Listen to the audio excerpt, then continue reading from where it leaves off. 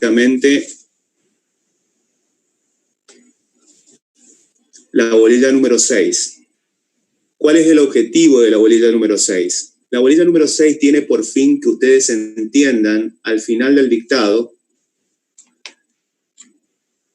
que debe entenderse, perdón porque miré el celular. Bueno, empezamos de nuevo. Bien, la bolilla número 6. La bolilla número 6 se refiere a la cuantificación del precio neto computable. Es decir, concretamente se refiere a los conceptos básicos que ustedes tienen que terminar de entender al final del dictado de esta bolilla, referidos a cómo determino la base imponible. Y a este efecto, la unidad número 6, siguiendo al legislador en el artículo número 10, que es bastante extenso, y el decreto reglamentario, establecen una serie de cuestiones fundamentales que tienen que ver básicamente con lo siguiente.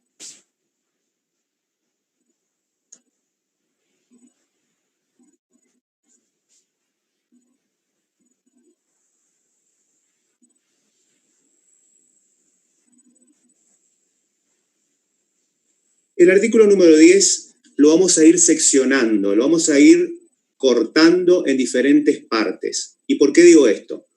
Porque en algún momento, cuando hicimos la presentación formal, ustedes se acuerdan de este cuatrimestre y muchos de ustedes no nos conocían, yo hice un comentario un poco, no sé si desafortunado para los que nunca la cursaron, pero sí que marcó, digamos, para los recursantes, porque me lo hicieron notar, de que la materia se iba poniendo horrible a medida que iba desarrollándose en el avance y en esa cuestión que el mismo titular nos dice al principio de clase, de que esto es un tren en el que aquel que no se sube adecuadamente se puede caer y mal. Bueno, estamos en ese proceso, muchachos. Estamos en ese proceso en el que ya con base imponible tenemos que empezar, además de los 3 elementos básicos que tienen que ver con el impuesto o con cualquier tributo, que son el objeto, el nacimiento del hecho imponible y el sujeto. Ahora lo que vamos a intentar hacer es cuantificar la obligación tributaria.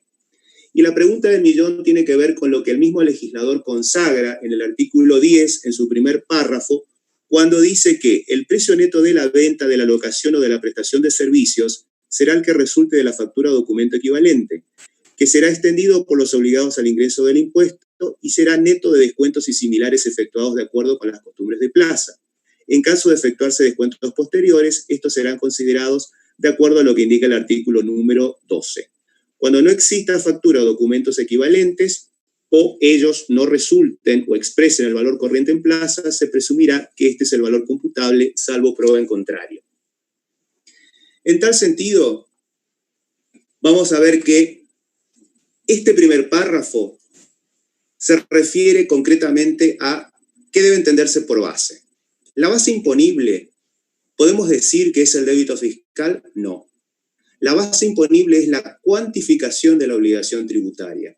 Es la cuarta pata del tributo que, una vez conocido los 3 elementos anteriores, una vez entendido lo que el contador Caravén desarrolló como bolilla número 5, en todo lo atinente a nacimiento del hecho imponible en el artículo 5, el legislador ahora lo que intenta es cuantificar esa obligación. Es decir, vamos a darle un valor, un precio. La cuantificación de la obligación tributaria, entonces, es la base imponible. Y en este primer párrafo, cuando lo analizamos, tenemos que considerar distintas cuestiones. Primero, este primer párrafo, que es así como lo deben desarrollar en la teoría y es así como lo deben desarrollar cuando se sientan en capilla para hablar de esta bolilla, no es solamente mencionar que la base imponible es el precio neto computable. No, es la determinación del quantum, es encontrarle un precio al precio neto computable justamente. Y al respecto, leído el primer párrafo del artículo 10, ustedes lo complementan con el decreto reglamentario en su artículo 46. Y con esto se consagra lo que en definitiva es el precio neto o precio neto grabado o computable, que será precisamente lo que el legislador entiende por base imponible.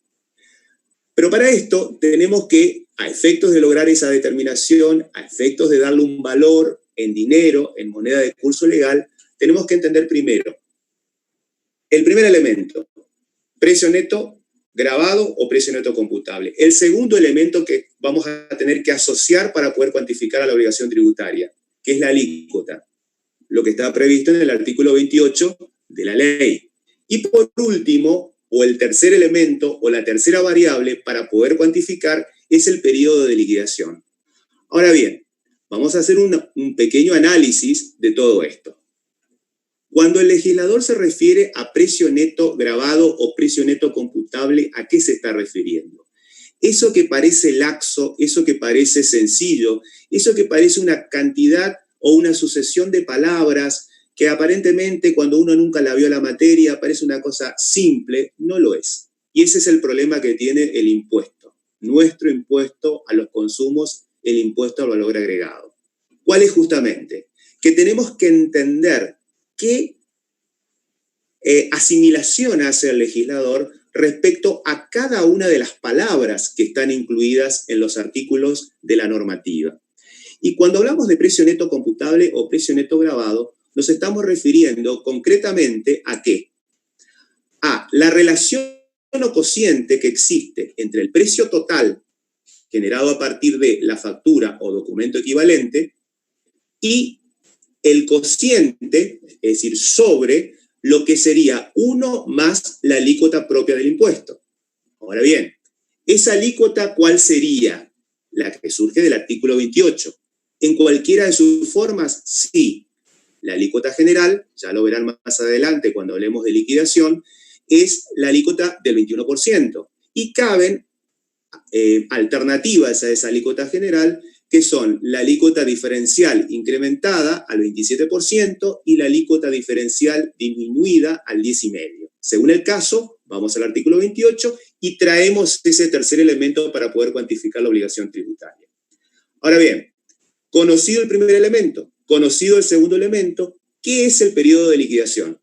No va a ser otra cosa que el mes. El impuesto se ingresa, una vez que lo cuantifiqué, de conformidad a una liquidación mensual que al efecto el órgano de fiscalización y recaudación establece sus vencimientos y que más adelante lo vamos a estudiar seguramente para el primer parcial. Y entonces ya tengo esos tres elementos unidos, ya tengo el precio neto computable, ya sé lo que es, ya sé qué es la alícuota, ya sé lo que es el periodo fiscal. Y la pregunta del millón que se nos viene a la mente, ¿cuál es? ¿Puedo decir que en la acción de determinar ese quantum, la base imponible es el débito fiscal? No, incorrecto.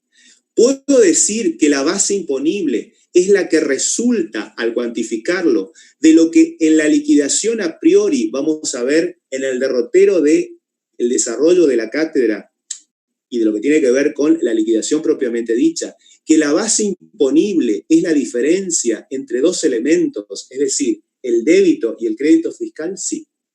Por tanto, cuando hablamos de base imponible, no puedo escuchar en un examen o no puedo leer en un examen que la base imponible es igual al débito. Eso está mal, eso es incorrecto. Tienen que entonces hacer la determinación, hacer la evaluación de la obligación tributaria considerando estas tres variables o estos tres elementos. Por tanto, la conclusión es que ese quantum no será otra cosa que la diferencia entre el débito y el crédito fiscal. Yo hice ya un anticipo de lo que era la primera parte del primer párrafo del artículo 10. Pero fíjense que el legislador, en este sentido, habla de usos y costumbres. En el derecho británico o anglosajón, los usos y costumbres pueden generar derechos. En nuestra legislación local, no. Y cuando hablamos de precio neto, aquella primera variable, aquel primer elemento de la anterior filmina de este PowerPoint, hablábamos de que el precio neto computable es neto de los descuentos que se otorguen según las normas de plaza. Ahora bien, ¿cuándo un descuento se considera como normal o de acuerdo a las costumbres de plaza? cuando nosotros en un espacio determinado, que es el mercado, y en un tiempo determinado, observamos una actividad y podemos discernir de que, por ejemplo, una tienda de ropas hace descuentos por temporada. ¿Eso tiene que ver con la uniformidad? No. Son descuentos que se otorgan para ese mercado local y que resultan como tales normas de descuento habituales en el mismo. Por tanto, ¿qué se entiende por costumbres, así a priori? ¿Cuál es la primera idea que se les viene a la cabeza? Podemos decir que las costumbres son hábitos de una misma especie que se van repitiendo en un mercado. Ahora bien, ¿tiene que ver con la uniformidad? Como los dije anteriormente, no.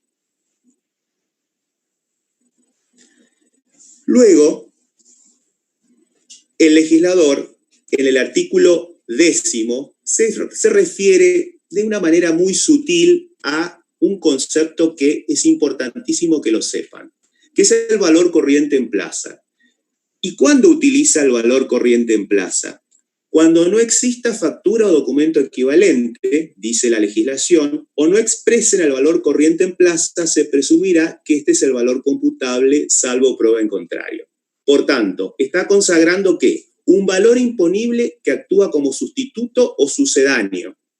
Ahora bien, cuando hablamos de ese valor imponible sustituto, que es obligatorio tomar como tal, ¿cuál es el antecedente? ¿Cuál es la causal para que se habilite esa presunción? Fíjense que el legislador lo que hace es presumir que cuando la factura o documento equivalente no presenta razonablemente el precio, se recurrirá a un valor sustituto o sucedáneo. ¿Cuál es el valor corriente en plaza? ¿Actúa de qué forma? En forma complementaria o supletoria. Pero ¿cuándo? Solamente cuando la factura o documento equivalente que respalda la operación no exista. Ahora bien, la conclusión final tiene que ver con que ese valor corriente en plaza, referido en la última parte, fíjense, del primer párrafo del artículo 10, se está refiriendo a un precio de referencia, no de otra cosa. ¿Por qué digo un precio de referencia? Porque casualmente esa... Por favor, si podemos apagar el micrófono. Gracias. Ese valor actúa como precio de referencia y lo que hace el legislador es consagrar una presunción relativa. Cuando hablo de presunción relativa, me estoy refiriendo a que cuando se dé esta situación, la misma admite prueba en contrario. Ese precio, ¿qué características tiene? ¿Es un precio mínimo? ¿Es un precio máximo? No, simplemente es un valor sustituto o de referencia. Vamos ahora al artículo número 10, segundo párrafo.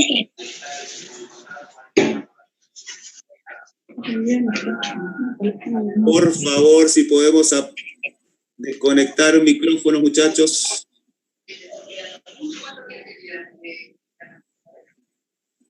Gracias. Vamos ahora a el segundo párrafo del artículo 10, donde la cosa se empieza a poner un poquito más complicada. Dice el artículo 10 en su segundo párrafo: tratándose de las locaciones a que se refiere el artículo 5 en los puntos 1 y 2 del primer párrafo de su inciso G, el precio neto de venta estará dado por el valor total de la locación. Fíjense, el primer punto de la bolilla 1 que se refiere a base imponible se está refiriendo a todo esto.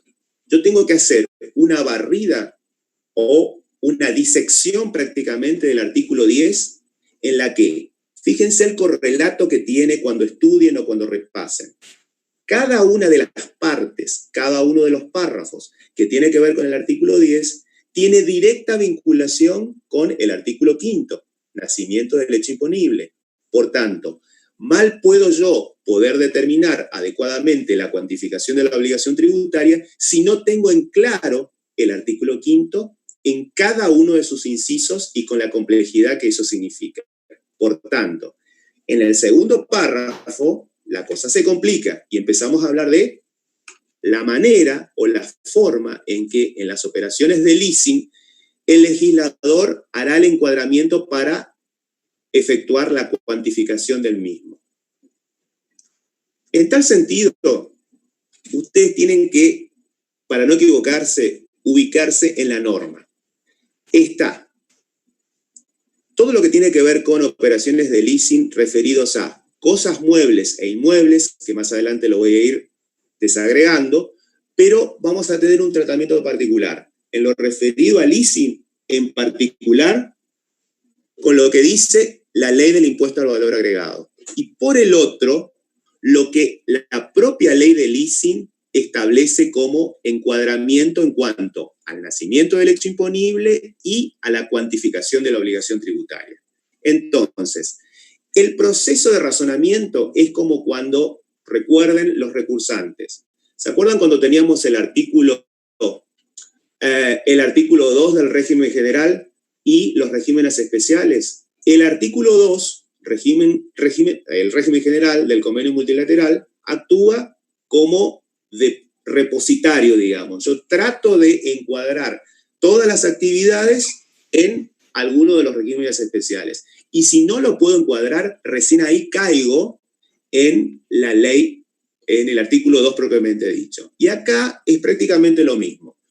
Yo tengo que ver cuál es la forma jurídica que adopta la operación de leasing, si es un leasing de cosa mueble o si es un leasing de bienes inmuebles.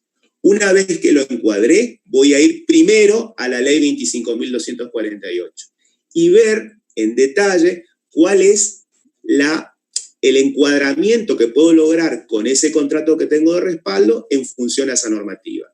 Si yo no la puedo encuadrar en la ley 25.248, voy a caer entonces en la ley general, que es la ley de IVA. Así nunca se van a equivocar. Todo esto que tiene que ver con leasing merece un tratamiento especial en todo lo referido a los regímenes especiales, que más adelante lo vamos a desarrollar y ahora simplemente es una mención general de la cuestión. Entonces, tenemos dos tipos de leasing. El leasing sobre cosas muebles y el leasing sobre bienes inmuebles. Cuando se refiere a cosas muebles, tenemos que caer en el artículo 5, inciso G, acápite 1 y 2. ¿Recuerdan ustedes lo que habíamos desarrollado con el contador Caravén en la clase anterior? Esta operación es compleja. ¿Y por qué digo compleja? Porque el legislador hace una ficción jurídica, es decir, dice que la operación será compleja porque en el caso de los supuestos del artículo 5, inciso G, 1 y 2, la cuantificación de la operación, la cuantificación de la base imponible, estará dada por dos operaciones: la locación propiamente dicha y la venta. Entonces consagra una ficción. ¿Por qué? Porque dice que en los supuestos en que taxativamente se adecua al acápite 1 y 2, visto en la clase anterior, existirán entonces dos hechos imponibles. ¿Por qué digo dos hechos imponibles? La una por la locación, la otra por la venta. Y si existen dos hechos imponibles, también existirán dos bases imponibles distintas. ¿Y por qué digo esto? Porque el legislador asimila la locación a venta y consagra la existencia a partir de una ficción jurídica de dos ventas: locación y venta propiamente dicha. ¿Y por qué hace este engendro? Porque fíjense, no importa si no existe transferencia de dominio.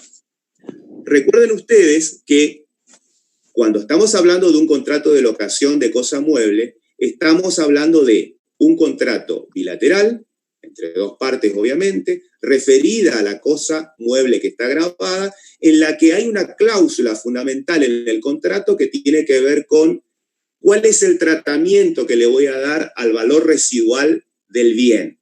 Cumplido entonces el pago de los cánones o el pago de los alquileres mensuales, bimestrales o de acuerdo a la modalidad que se haya adoptado, hay un artículo dentro del contrato bilateral en el que el valor residual del bien va a tener el nombre de opción. Y la opción me va a generar un hecho imponible. Pero yo tengo que esperar el transcurrir, digamos, del cumplimiento del contrato hasta ese hecho. Antes, no puedo ejercer la opción. tengo que terminar el contrato y recién ahí el que lo estaba alquilando va a tener el ejercicio de la opción. Y pueden resultar dos cosas simples. O hace uso de la opción, paga el valor residual y se queda con la cosa, o de lo contrario, devuelve la cosa alquilada y no hubo ningún tipo de ejercicio de la opción al que se refiere justamente el legislador. Bien, ¿cómo hacemos la cuantificación de la obligación tributaria? ¿Cómo determino el precio neto computable de la misma? Considerando que a partir de una ficción jurídica, por la locación, la base imponible va a estar dada por la sumatoria total de los alquileres según lo que se combinó en el contrato. ¿Cuándo van a ser el hecho imponible en este caso? Ya sé cuál es el valor, ya le di un valor, un precio en dinero. Ahora, ¿qué tengo que hacer? Ver cuándo nace el hecho imponible. Y como era una operación compleja y como era una ficción jurídica, el nacimiento del hecho imponible se va a producir con la entrega. Por tanto, con la entrega, fíjense, de la sumatoria de los cánones o alquileres que se pactó según el contrato. Y por el otro, voy a tener que esperar el vencimiento del contrato y voy a determinar otra base imponible. Recuerdan que teníamos dos hechos imponibles y teníamos dos bases imponibles. Por la locación propiamente dicha, tengo definida la base. Por la venta, para lo cual tengo que aguardar el cumplimiento del contrato, voy a tener otra base imponible que se va a generar por el valor residual y en la medida en que al término del contrato se ejerza la opción. Por tanto, el nacimiento del hecho imponible, por esa parte, por el valor residual, se generará con el ejercicio de la opción. Si no hay opción, no hay venta. Por tanto, no hay base imponible.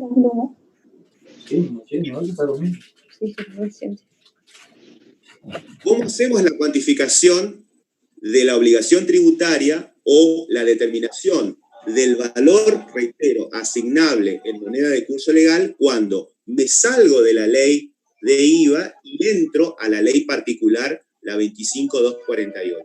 La cosa se vuelve sumamente sencilla. ¿Por qué? Porque en este caso, con la ley 25.248, la base imponible no va a ser de la misma manera que en la ley de IVA. Va a estar dado por el valor del canon pactado. Y el valor residual va a estar grabado de la misma manera que en la ley de IVA, en esta ley específica, cuando se ejerza la opción, por ese valor residual. Y ahora entremos a la parte referida a leasing sobre bienes inmuebles. ¿Qué pasa en el caso de leasing sobre bienes inmuebles? Al respecto, la primera pregunta que viene a nuestra imagen, digamos, es ¿qué pasa con los bienes inmuebles? ¿Qué me está diciendo el profesor respecto a los inmuebles si yo más o menos tengo una idea mínima de que el impuesto al valor agregado no grava la venta de inmuebles? Y sí, la venta de inmuebles no está alcanzado, salvo determinadas cuestiones particulares que ustedes vieron ya en la bolita número 5 cuando el contador Carabén lo desarrolló. ¿Y ese leasing sobre bienes inmuebles se puede dar? Sí. ¿De qué manera? Cuando la base imponible se determina en función al valor de cada cuota pactada. Pero la cosa se complica cuando justamente en el artículo 5, en el inciso E, en el último párrafo, se consagra nuevamente una operación compleja. Fíjense, es lo que ustedes desarrollaron con el contador Carabén en la clase anterior, artículo 5, inciso E, último párrafo. ¿Recuerdan el encuadramiento del E? En el caso de obras realizadas directamente o a través de terceros sobre inmueble propio, determinaba cuál era el nacimiento del hecho imponible. Pero vamos al último párrafo del E. Cuando la realidad económica indique que las operaciones de locación de inmuebles con opción a compra configuran desde el momento de su concertación la venta de las obras a que se refiere este inciso, el hecho imponible se considerará perfeccionado en el momento en que se otorgue la tenencia del inmueble, debiendo entenderse a los efectos previstos en el 10 que el precio de la locación integra el de la transferencia del bien. Entonces la pregunta es, ¿en la ley se permite la existencia de los denominados contratos de alquiler sobre bienes inmuebles? Sí. ¿Se permite el leasing sobre bienes inmuebles? Sí. Pero ojo, cuando estamos hablando de leasing sobre bienes inmuebles, nos estamos refiriendo a lo que dice el copete, fíjense, del artículo 5º, inciso E. Nos estamos refiriendo a obras realizadas directamente o a través de terceros sobre inmueble propio. Bien. ¿Por qué digo que es una operación compleja? Porque en esta última parte, siempre ubicados en la normativa general, en la ley de IVA propiamente dicha, existe una presunción del legislador. Cuando en el último párrafo el legislador indica lo que acabo de leer, parte de una presunción. Esa presunción es que se utilizó una figura jurídica que es la de leasing sobre bienes inmuebles para simular una venta. Es decir, cuando existen hechos que se demuestran a partir del contrato de que, por ejemplo, ustedes alquilan un departamento en uno de los edificios más paquetes de la Costanera, en donde pagan un alquiler mensual de 35.000 pesos por mes en el primer año, y en el segundo pagan un alquiler de 95.000 pesos por mes. Y resulta ser que para esa misma unidad de características similares en el mismo edificio, el alquiler está en 22.000 pesos, hay algo que no está cerrando. Existe entonces una presunción. ¿Cuál es? La de simulación. Por tanto, lo que entiende el legislador es que se está utilizando una figura que está aceptada como tal, como figura que grava el impuesto, pero en la que yo estoy utilizando esa figura de leasing sobre bienes inmuebles a efectos de vender en forma financiada un inmueble. Por tanto, esa simulación, que debe ser demostrada, por supuesto, ¿por quién? Por el órgano de fiscalización y de recaudación, que es la DGI, que va a admitir prueba en contrario, pero que es una presunción entonces relativa, es el uso indebido de la figura.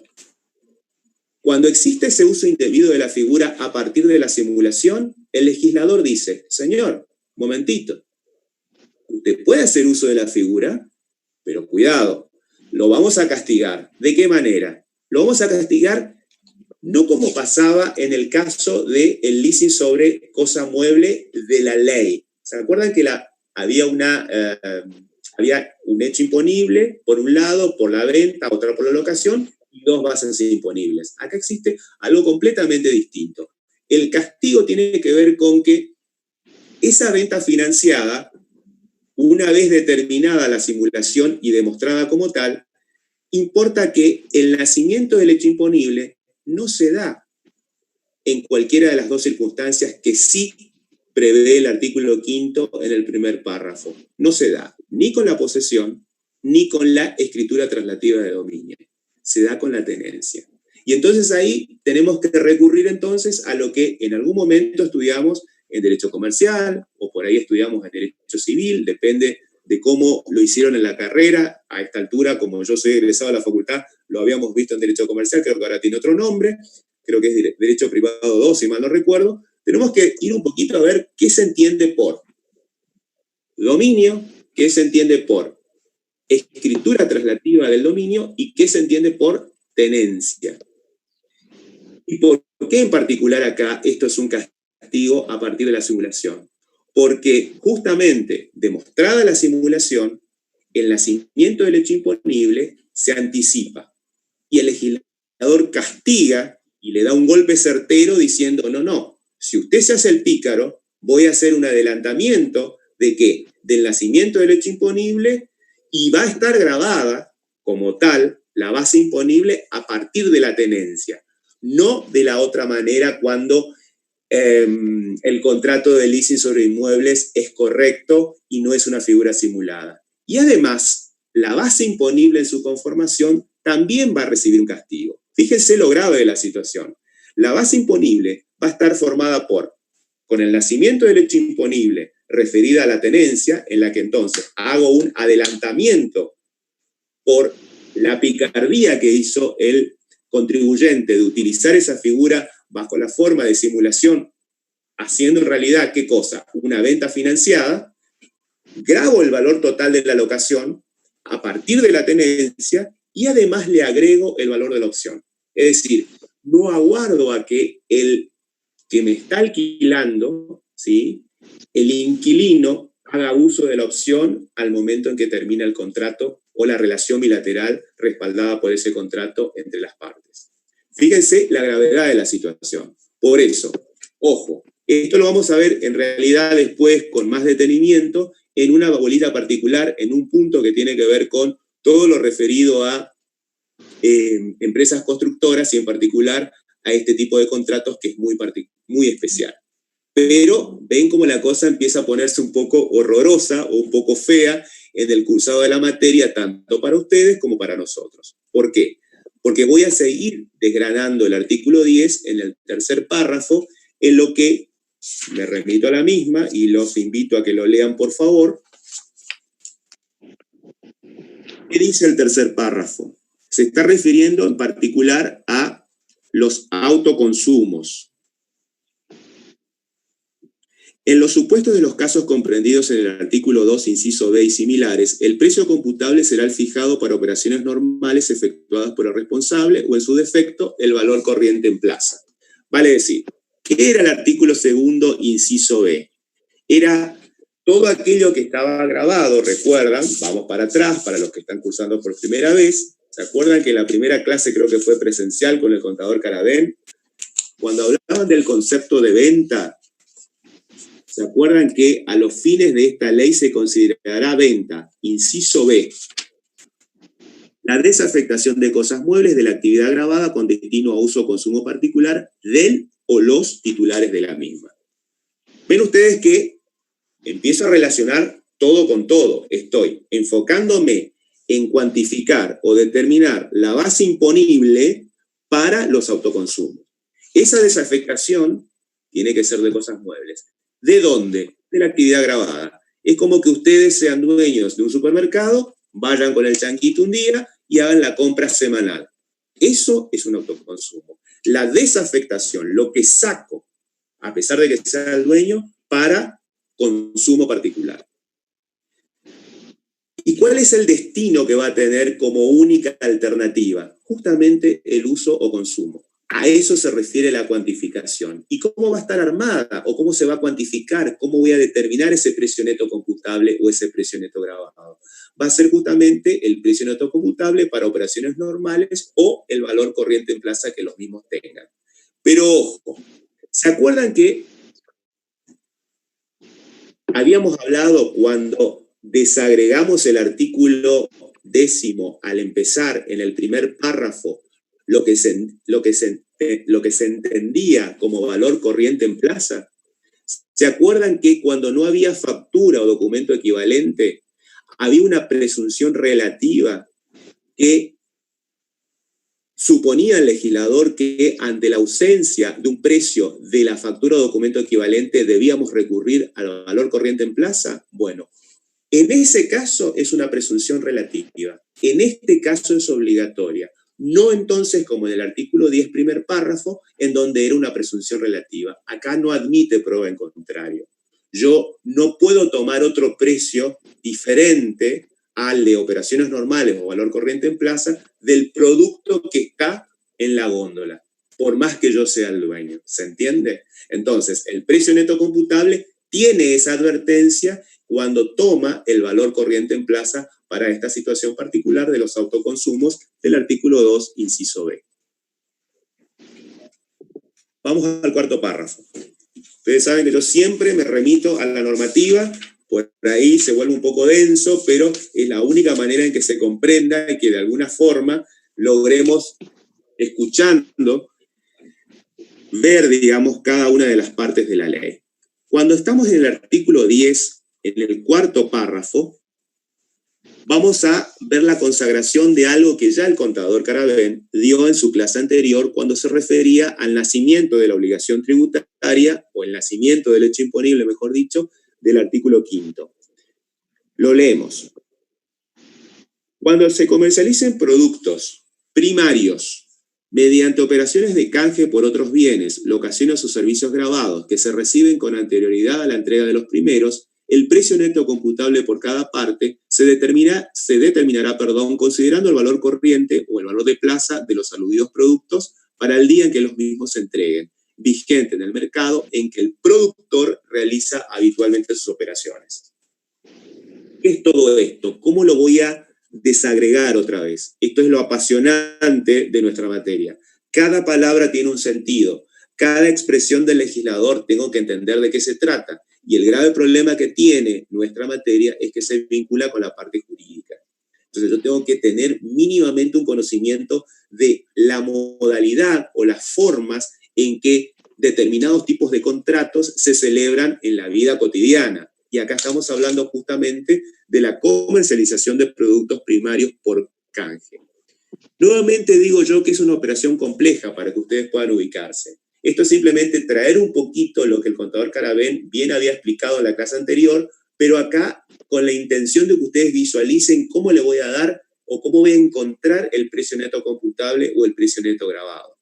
Existen dos partes. Por un lado, el proveedor, que hace la entrega de la cosa grabada, pero para el cual no nace el hecho imponible. Y tampoco, al no nacer el hecho imponible, existe base imponible para el proveedor. Ese proveedor que le entrega una cosa o un servicio, no importa. Y por el otro está el productor, que esta es la figura que nos interesa. El productor hace un compromiso con el proveedor de entregar un producto primario que va a estar grabado. Pero para poder hacerlo, tiene que transcurrir el tiempo.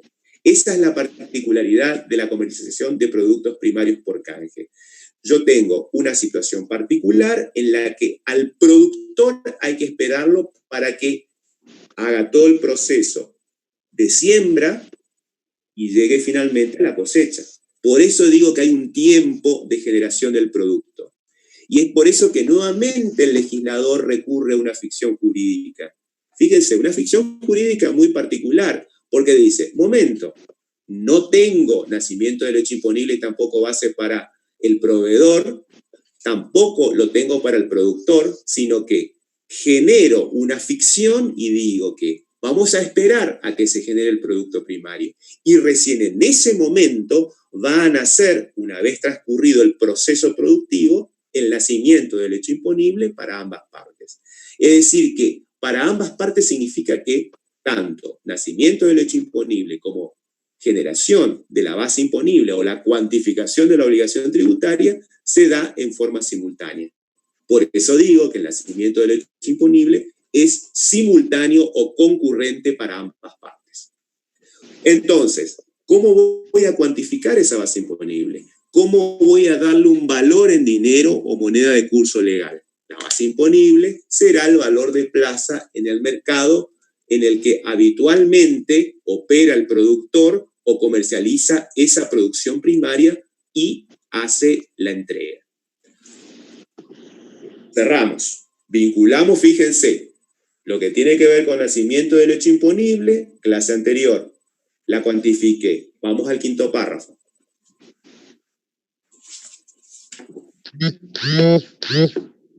Son integrantes del precio neto grabado aunque se facturen o convengan por separado y aun cuando considerados independientemente no se encuentren sometidos al gravamen.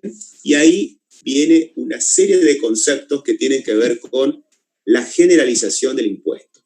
En su momento, no todos los conceptos formaban parte del precio neto computable. Tiene que ver básicamente con lo siguiente.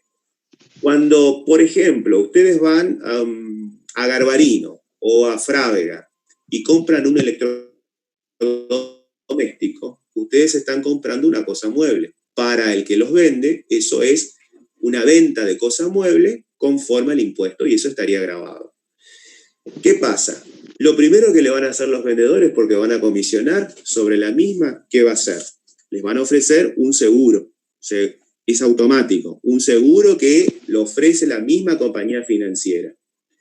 Ese seguro puede ser de un año como mínimo, que una vez cumplida la garantía les van a decir, no, miren, cuando pase un año usted puede tener una baja de tensión, como pasa acá, en Posada habitualmente, se les quema el equipo de aire acondicionado.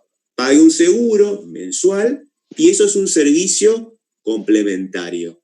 Es un servicio que acompaña a la venta de la cosa mueble. A ese tipo de conceptos que integran el precio neto computable se refiere el quinto del artículo 10. Y tiene que ver con, para que lo puedan entender, con un principio básico en el derecho tributario que es el principio de unicidad. Y el principio de unicidad no es otra cosa que seguir una suerte de lógica. ¿Qué me dice el principio de unicidad para el derecho tributario y por qué lo aplicamos en este caso particular y en nuestro impuesto? Que todo lo que sea accesorio sigue la suerte de lo principal. ¿Y por qué lo accesorio sigue la suerte de lo principal? ¿Y por qué algo que parece obvio lo voy a tener que considerar y analizar en particular para cada caso que se me plantee en un práctico o para cada caso que se me plantee en un parcial? Que yo voy a tener una serie de servicios que se prestan en forma conjunta o juntamente con la operación grabada. Y esa enunciación que hace el artículo 5 en su primer párrafo y en la serie de incisos que tienen que ver con el primero, por ejemplo, se refiere a un alcance meramente enunciativo. Pero la condición es que debe darse en forma concurrente con la venta. Todo aquello que sea accesorio a la operación principal va a estar grabado. Entonces, ojo en el tema de cómo analizo yo la forma jurídica o la modalidad de lo que yo pretendo grabar con el impuesto. Tengo que ver siempre primero, ubicarme, elemento objetivo o elemento subjetivo, nacimiento del hecho imponible. Y cuando llego a la cuarta pata del tributo, ver qué conceptos resultan prestados en forma concurrente con la operación grabada. Por eso tengo que ver siempre cuál es la operación principal que está alcanzada y qué viene con ella. Todo lo que sea complementario sigue la suerte de lo principal. Y entonces se da como una regla tautológica, ¿no es cierto? Yo digo, si lo accesorio sigue la suerte de lo principal, quiere decir que si yo tengo operaciones grabadas, todo lo que venga juntamente con la misma va a estar grabado. Ahora bien, si yo tengo una operación que está exenta, porque el legislador, por el artículo 7º, así lo determina, sin entrar en demasiados detalles para los que están cursando por primera vez. Pero supongamos una exención, viene acompañado de un servicio que de manera enunciativa se presta juntamente con esa operación que, fíjense, no está grabada, está exenta. ¿Cuál sería el tratamiento que debería darle? Si lo accesorio sigue la suerte de lo principal, por ende, eso también va a estar exento. Y lo mismo con los conceptos no alcanzados. Pero ¿qué pasa? Estamos en la República Argentina y esto no se ha respetado muchas veces. Y después lo vamos a considerar en particular. Cuando justamente el legislador lo que hace es definir los hechos imponibles a partir de la ley. Y el decreto reglamentario lo que tiene que hacer es tratar de aclarar aquellas cuestiones nebulosas, grises, o que el legislador, por una mala redacción, de pronto nos genera un ni. Fíjense, ¿cuántas veces nos encontramos con una normativa que dice asimilables, etcétera, incluidos y demás? ¿No les ha pasado? Bueno, acá en el impuesto al valor agregado también lo van a ver. Pero se va a potenciar aún más en cuanto a qué? A que por vía reglamentaria, es decir, el decreto reglamentario de una norma es generada por el Poder Ejecutivo. En este caso, al ser una ley nacional, el decreto reglamentario se genera a partir del Ejecutivo. El problema es que ese principio del derecho tributario, el de unicidad, fue violentado, fue violado, fue maltratado porque se generaron nuevos hechos imponibles por vía reglamentaria. Y básicamente tiene que ver con lo que a continuación vamos a desarrollar, que se refiere concretamente a el artículo 10, quinto párrafo. Todo lo que tiene que ver con conceptos financieros. Tiene que ver con el acápite 2, precisamente. Son integrantes del precio neto grabado 2. Los intereses, actualizaciones, comisiones, recupero de gastos y similares percibidos o devengados con motivo de pagos diferidos o fuera de término. Y a continuación, el párrafo dentro del mismo acápite, del subacápite 2, se refieren a las exclusiones. Vamos a ver qué pasa acá, que esto es apasionante. ¿Cuál es el alcance de la gravabilidad del tributo respecto a los conceptos financieros? Que yo siempre tengo que mirar dos cosas que son sustanciales: los intereses por pago diferido o los pagos fuera de término. ¿Y a qué me estoy refiriendo en particular? A todo lo que se vincule con comisiones, recupero de gastos y similares. ¿Ven? Similares. Y ahí viene la contradicción, la ruptura, la violación. El hecho de que por una norma de menor categoría o de menor cuantía, como el decreto reglamentario, genero hechos imponibles que no estaban previstos en la ley. Si ustedes van al artículo 10 del decreto reglamentario, los invito a leerlo.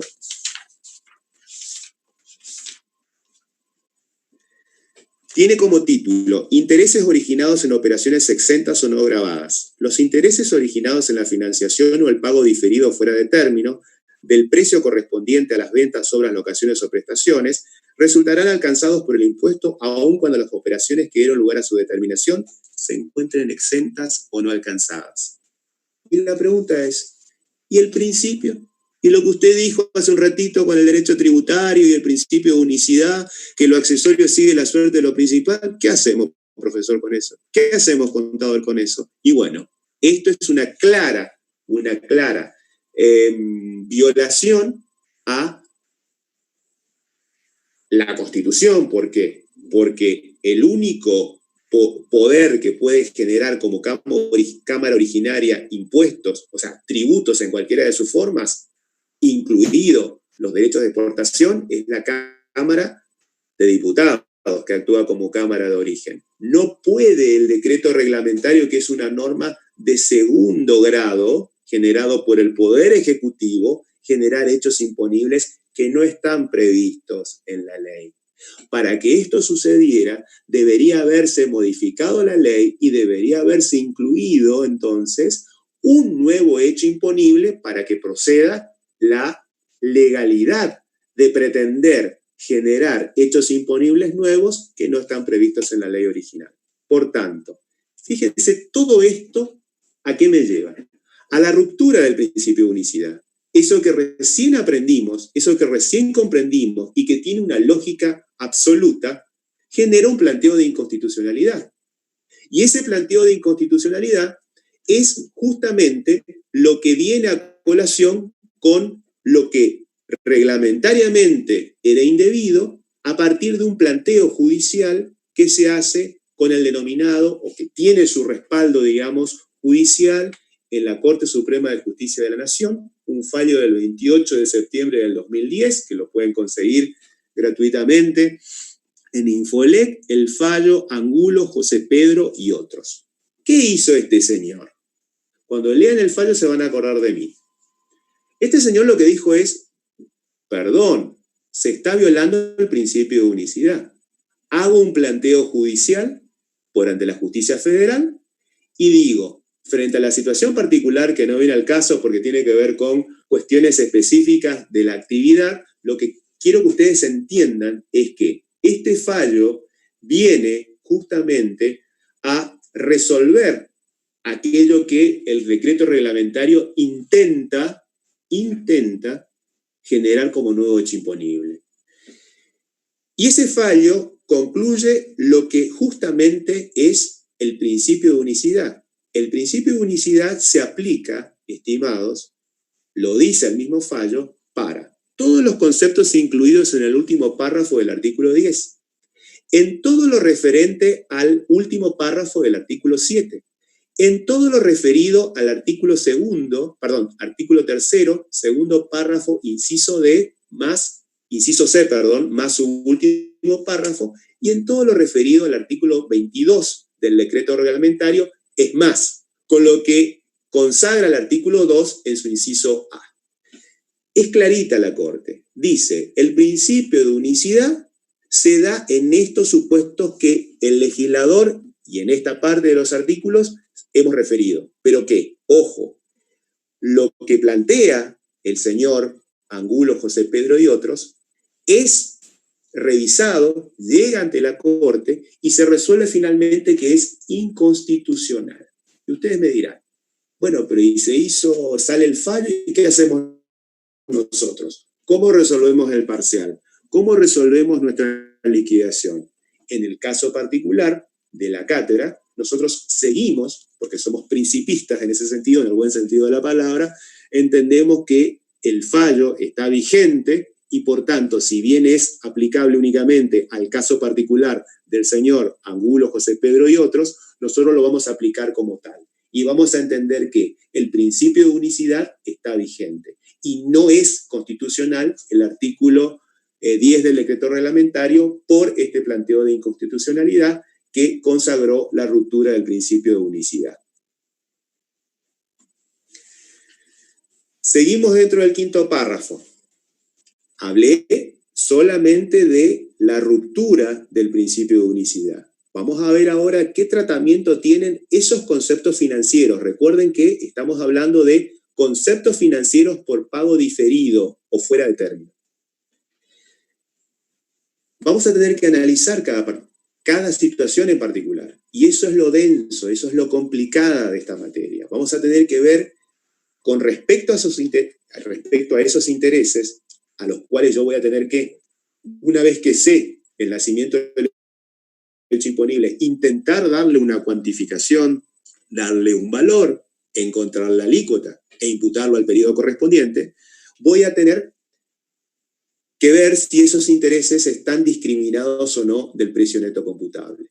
Por tanto, si los intereses están discriminados, ¿qué quiere decir, chicos? Quiere decir que están separados de la factura o documento equivalente que respalda la operación. Es decir, hay autonomía entre el hecho imponible en cuanto a su nacimiento y la base o la cuantificación de la obligación tributaria. Por tanto, si están discriminados del precio neto, están discriminados en la factura o documento equivalente que respalda la operación. Pero, ¿por qué digo que hay autonomía entre el nacimiento del hecho imponible y la base imponible? Porque tengo que recurrir en ese caso solamente cuando están discriminados, no cuando están implícitamente incluidos en el precio neto computable, a lo que me ordena el artículo 22 en cuanto al nacimiento del hecho imponible en el decreto reglamentario. Los invito a que me acompañen a leerlo para comprender qué es lo que estoy diciendo.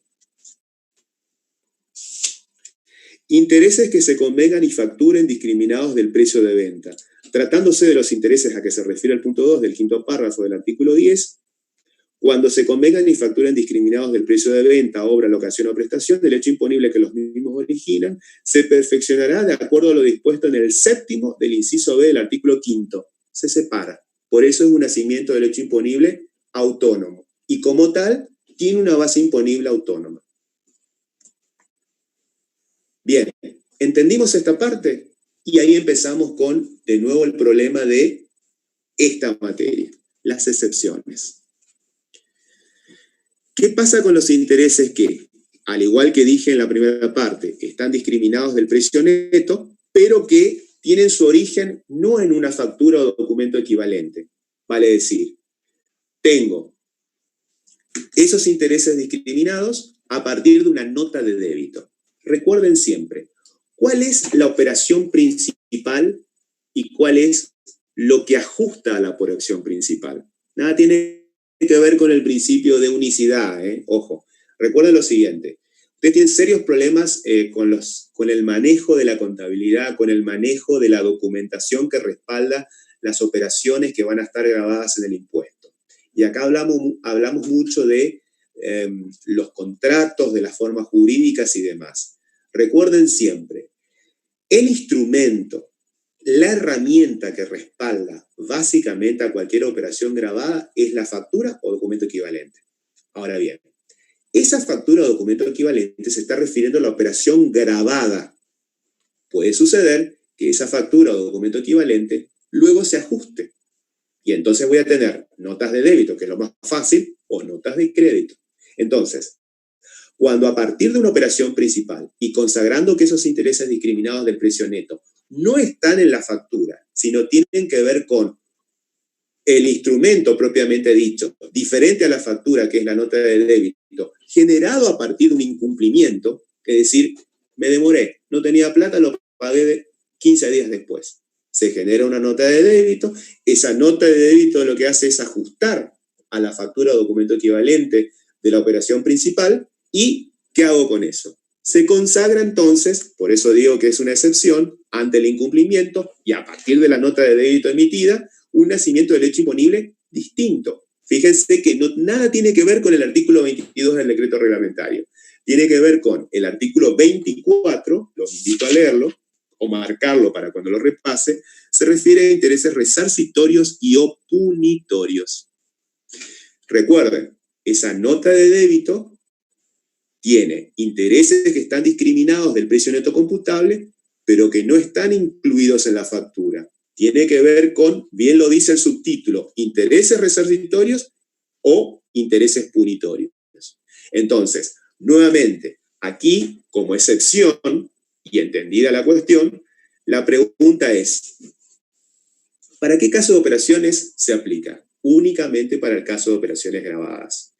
Y la pregunta del millón es, ¿qué pasa con la situación especial en la que, por ejemplo, nos va a pasar o nos ha pasado en más de una oportunidad? Tengo una factura, por ejemplo, de EMSA, que la pago fuera de término.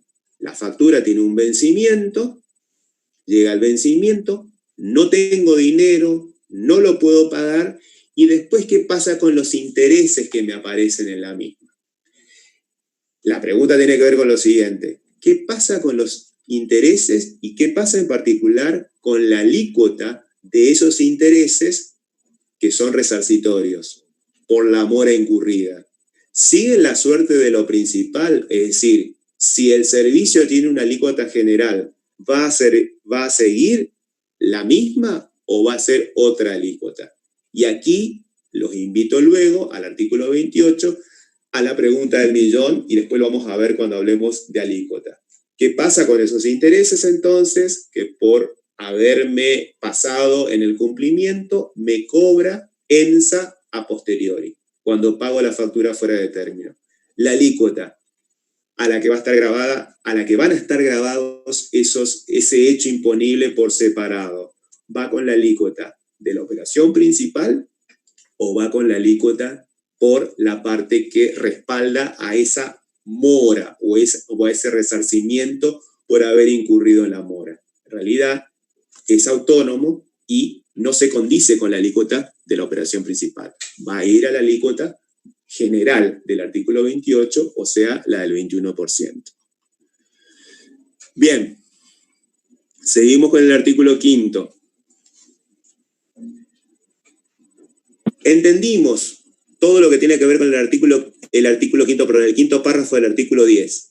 Entendimos, ya interpretamos lo que acabamos de decir, ya sabemos, lo comprendimos, y empieza a aplicarse de nuevo el tema de las exclusiones. ¿Qué pasa con los conceptos financieros que son pagados por el Estado? Es el párrafo siguiente, dentro del quinto párrafo del 10, que obviamente se refiere a otra ruptura del principio de unicidad. ¿Y cuál es el alcance que tiene? Que todas las compras efectuadas por el Estado pagan IVA o no pagan IVA. Cuando el Estado compra cosas grabadas o realiza, es decir, compra de cosas muebles, locaciones, prestaciones de servicio que estén grabadas, ¿están alcanzadas o no? Sí, claro que están alcanzadas por el impuesto. Pero el problema es qué sucede cuando Perdón, ¿están alcanzadas por el impuesto o no? No, no están alcanzadas, están excluidas, están excluidas. ¿Por qué? Porque el propio Estado no se va a cobrar a sí mismo un impuesto. Entonces, la pregunta es, o el planteo que los invito a desarrollar o a trabajarlo cuando estudien para el parcial y para el final. ¿Qué pasa si las compras de operaciones grabadas están fuera del mismo, quedan excluidos? ¿Qué pasa cuando en esa misma situación el Estado compra productos exentos o que están fuera del objeto? ¿Estarán grabados? Y nuevamente, el fallo angulo, que se refiere al artículo 10 del decreto reglamentario, que a través de la Corte plantea la inconstitucionalidad de la norma, para este caso particular está vigente. Entonces, fíjense qué absurdo. Mientras por operaciones grabadas los conceptos financieros, o sea, los cargos financieros pagados por el Estado están fuera del objeto, siguen la suerte de lo principal en función al principio de unicidad, cuando se refiere a operaciones exentas o no alcanzadas, se produce la ruptura nuevamente. ¿Por qué? Porque tengo que ir al decreto reglamentario en su inciso 10. Y el Estado tendría la obligación de pagar el impuesto, o el responsable inscripto que haga la venta de cosa mueble o haga la prestación del servicio en su caso, por esas operaciones exentas o no alcanzadas, cuando sean conceptos financieros, estaría alcanzado. Una pregunta o un planteo más que interesante. Vamos al sexto párrafo del artículo 10. Siguiendo con la normativa, los invito a leerlo. Otro gran tema.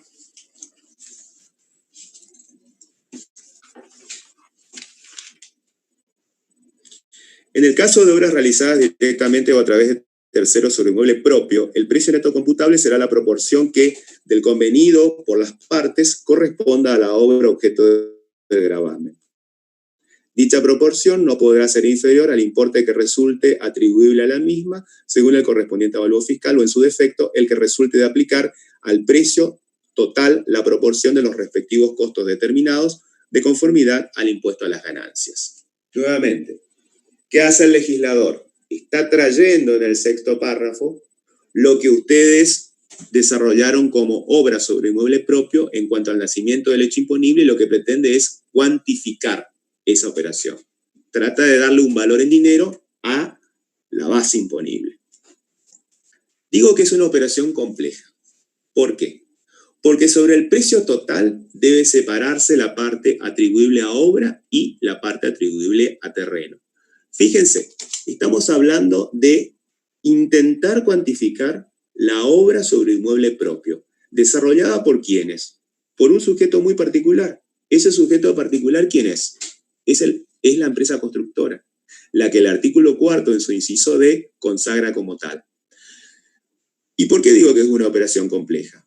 Porque en general son montos muy significativos, lo que tiene que ver con el precio de los inmuebles, el precio de los inmuebles en general, que al ser construidos por un sujeto particular, que es la empresa constructora, consagra el nacimiento del hecho imponible de obra sobre inmueble propio y nos obliga ¿a qué? A tener que separar la parte atribuible a obra y la parte atribuible a terreno. ¿Por qué esto es importante? Porque lo que está grabado en el impuesto es solamente la parte que corresponde a obra. Todo lo que tiene que ver con el valor o el porcentaje de la misma asignable a terreno es un concepto no alcanzado. Por tanto, la base imponible a priori sería el porcentaje de obra convenido entre las partes. Pero ojo, no es tan fácil. Porque ese porcentaje de obra convenido entre las partes tiene un tope o tiene un límite. ¿Y cuál va a ser? Siempre en el instrumento que respalda a la operación obra sobre inmueble propio, ¿qué va a pasar? Conozco el precio total, conozco la parte el porcentaje que las partes convinieron o dejaron por escrito que corresponda a obra y que corresponde a terreno. Pero ojo, ¿será ese porcentaje el que siempre va a estar grabado? Depende. ¿Por qué? Porque voy a tener que tomar un tope, voy a tener que comparar ¿qué cosa? El porcentaje de obra convenido entre las partes con el que resulte del avalúo fiscal o, en su defecto, si no tengo avalúo fiscal, con el porcentaje atribuible al costo en el impuesto a las ganancias de lo que me salió a mí poder construir esa obra. Por tanto, de los dos, si no tengo avalúo, recurro a los costos del impuesto a las ganancias. Y comparo siempre el valor convenido entre las partes con el que resulte del avalúo fiscal. De los dos, ¿cuál es el que voy a tener que tomar? El mayor. Por tanto, vamos a decir que lo gravado va a ser, para la parte de obra, el mayor entre el convenido y el tope. Y la conclusión final es que todo lo que tenga que ver con terrenos no está alcanzado. Ahora bien, antes de ir al séptimo párrafo, ¿qué es el avalúo fiscal? El avalúo fiscal no es otra cosa que la determinación que surge de la evaluación que hace la Dirección de Catastro de los inmuebles cuando nosotros pagamos el impuesto inmobiliario. El impuesto inmobiliario, recuerden ustedes, es un impuesto provincial. Entonces, los titulares de inmuebles en la provincia de Misiones pagan un impuesto. ¿Se lo pagan a dónde? A rentas. Y el avalúo fiscal, ¿qué es lo que determina? ¿Cuál es la evaluación fiscal, valga la redundancia, que le da el órgano de recaudación y control, que es la Dirección de Rentas? Pero esa evaluación, ¿quién la hace? La Dirección de Catastro. ¿Y qué es lo que dice? Porcentaje de obra tanto, un valor. Porcentaje de obra de terreno tanto, un valor. Ese es el avalúo fiscal. No es otra cosa, no es una cosa extraña tomada de los pelos. ¿Estamos? Vamos al séptimo párrafo. Seguimos, digamos, vamos al séptimo párrafo, del artículo 10. Todo lo que tiene que ver con la determinación de base imponible en cuanto a la manera en que esto lo vamos desgranando. ¿Y por qué digo que es una operación tan compleja? Porque el perfil del hecho imponible tiene que ver con un monto significativo. Generalmente, todo lo que tenga que ver con venta de inmuebles, por ejemplo, ustedes pueden estar interesados en comprarse un departamento, no ahora que hay una crisis tremenda, desde el pozo. Es decir, van a ir pagando una serie de anticipos o una serie de cuotas o una serie de pagos a cuenta o una suerte de pagos que son similares durante 6 meses y luego se ajustan del 7º al 12º y así hasta que la obra se termine y se la entregue. Entonces, el valor de la operación es muy significativa. Estamos hablando generalmente para cualquier departamento estándar de $100.000 en adelante. Imagínense el precio a moneda de curso legal como está el dólar a esta fecha. Entonces, por eso digo que es un monto significativo. Por eso digo que generalmente estas operaciones incluyen intereses por pagos diferidos y muchas veces aparecen los conceptos que denominamos anticipos que congelan precio. Y todos esos elementos, al momento de lo que parecía fácil, que era determinar la base imponible a partir de que lo que estaba grabado era la obra y lo que está grabado solamente es el porcentaje atribuible a la misma, tomando el tope, no es tan así. Hay muchos conceptos, muchas situaciones particulares que tenemos que considerar. Primero, la operación está financiada. Y si está financiada, esos intereses por pago diferido, ¿qué tratamiento tienen? Bien, esos intereses por pago diferido, ¿son posteriores o son anteriores? Ojo con eso. Entonces, el legislador es bien claro. Ustedes tienen que desarmar, digamos, la operación en sí a partir de la complejidad de la misma. Varias cosas. Tienen que saber cuál es la parte atribuible a obra. Tienen que saber cuál es la parte atribuible a terrenos. Tercero, tienen que saber si tienen o no pagos diferidos. Y esos pagos diferidos hay que ver si se hicieron antes del nacimiento del hecho imponible de la operación principal, que se da con la posesión o escritura al que fuera anterior, o, artículo 5º, inciso D, o si esos pagos diferidos con intereses son con posterioridad. ¿Por qué pasa esto? Porque la realidad económica me indica lo siguiente: yo puedo estar haciendo una serie de pagos antes del nacimiento del hecho imponible, antes de que la obra esté terminada, que tiene intereses. Puedo tener una serie de anticipos que congelan precio, todos conceptos financieros. Pero cuando se termina la obra y me la entregan y nace el hecho imponible, yo puedo seguramente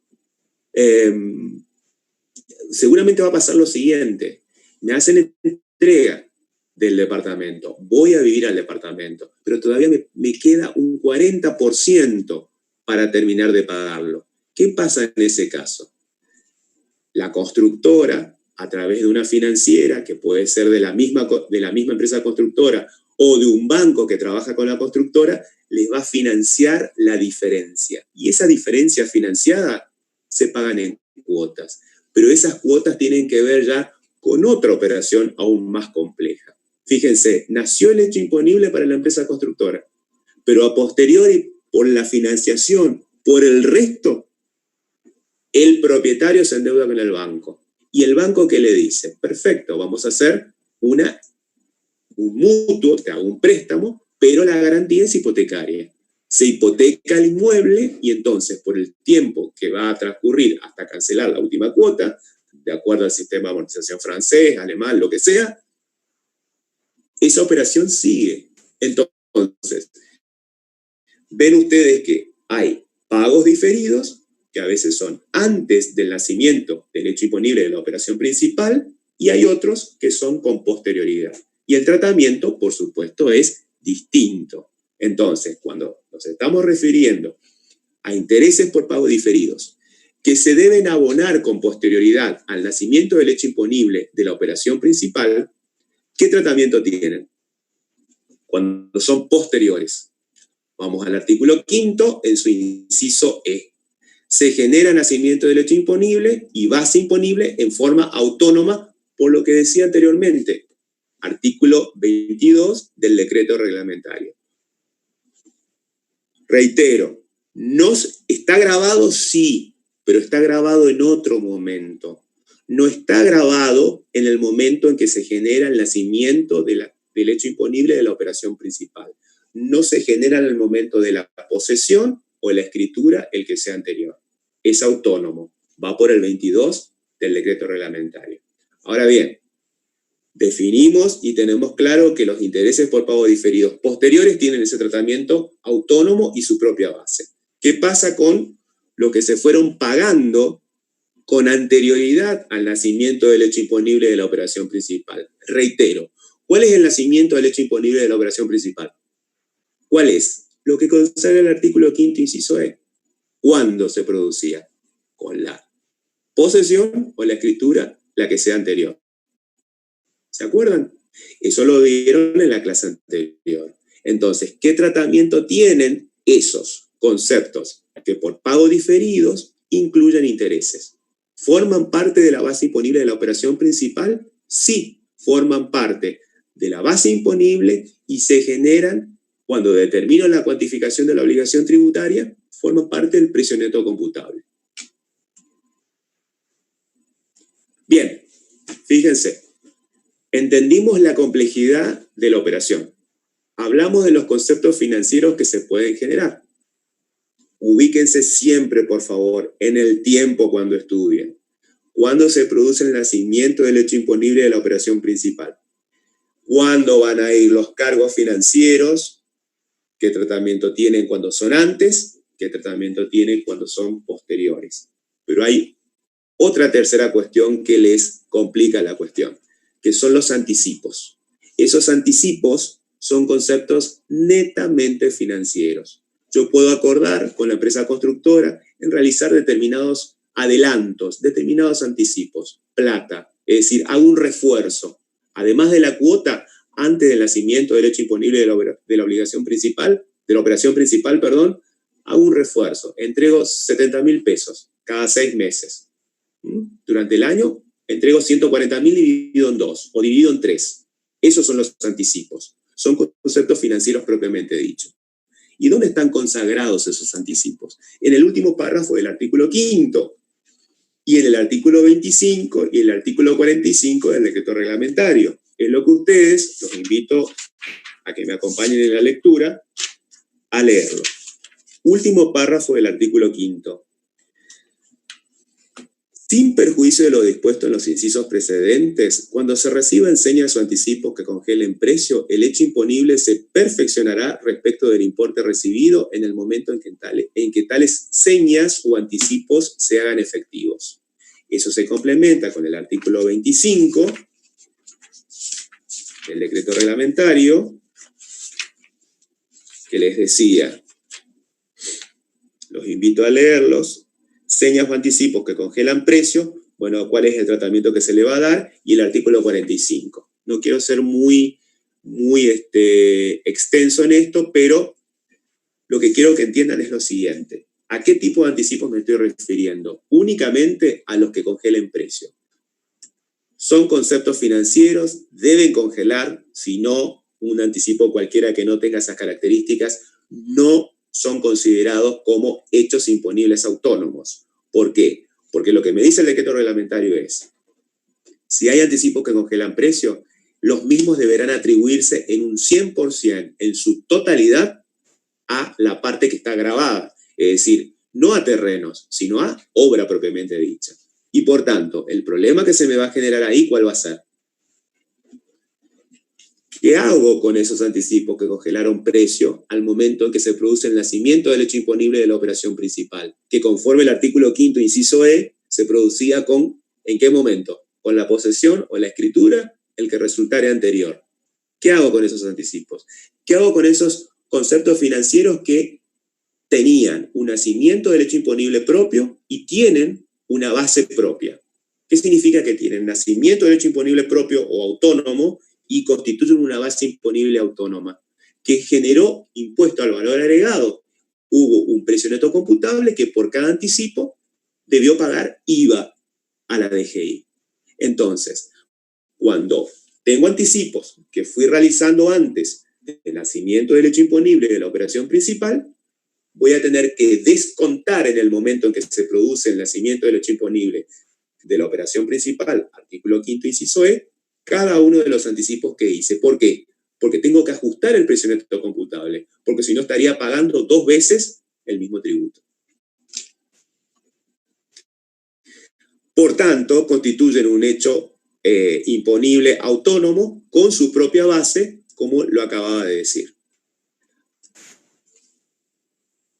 Voy a cerrar con esto y así ya los dejo descansar porque es un poco denso lo que me tocó desarrollar en el día de la fecha. Quiero que me tengan paciencia porque por ahí como que me apasiono, pero como no los veo, digamos, el tema de dar clases presenciales es mucho más divertido, ¿no? Acá intento, digamos, seguir una lógica y arribar a una conclusión. ¿Cuáles son mis conclusiones que trato de dar para colaborar con ustedes? Que en el caso específico que he desarrollado, a partir del precio total de una operación y sabiendo que existe el avalúo fiscal, generalmente el monto significativo del precio total está vinculado con un sujeto particular. El que compra la obra sobre un mueble propio es un consumidor final. Por eso digo que a partir del precio total la operación es compleja. Se puede decir entonces que el precio total, armando una ecuación, va a estar dado ¿por qué?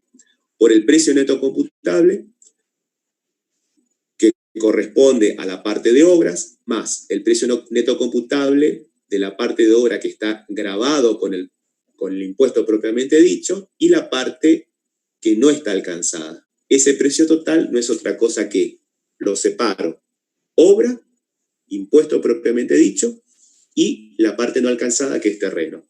Por tanto, necesitamos conocer el precio neto.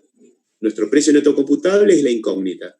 Hago simplemente una separación, un despeje matemático, para eso alguna vez estudiamos matemática, o álgebra mejor dicho, hacemos los despejes, encontramos el valor del precio neto computable, que no va a ser otra cosa que el cociente o la relación entre el precio total que surge de la factura o documento equivalente sobre 1 más el IVA sobre la obra, que no es otra cosa que el débito fiscal, es decir, el precio neto computable multiplicado por la alícuota a la que esté vigente la operación.